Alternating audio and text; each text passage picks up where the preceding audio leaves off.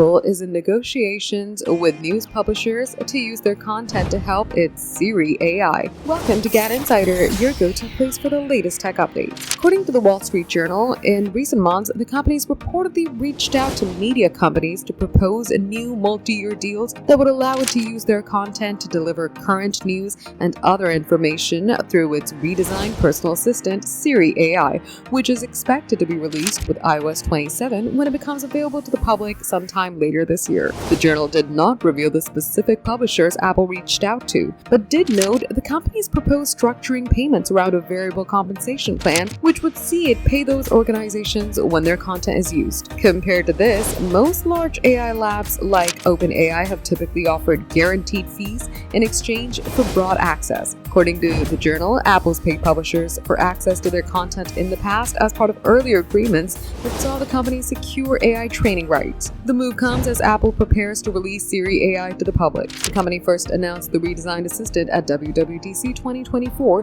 before it promptly went missing for 2 years and resurfaced at this year's Worldwide Developers Conference. Apple partnered with Google to use the company's Gemini models for Siri AI. In early testing of Siri AI, the digital assistant was a major improvement over the version most consumers have access to right now, but it was hard not to feel like Apple still has a lot of catching up to do, and judging by the efforts made by Apple so far, it clearly recognizes it has more work to do before it can call its work on Siri complete. For more updates, subscribe to GadInsider, like and share the video, and don't forget to press the bell icon so you never miss any update.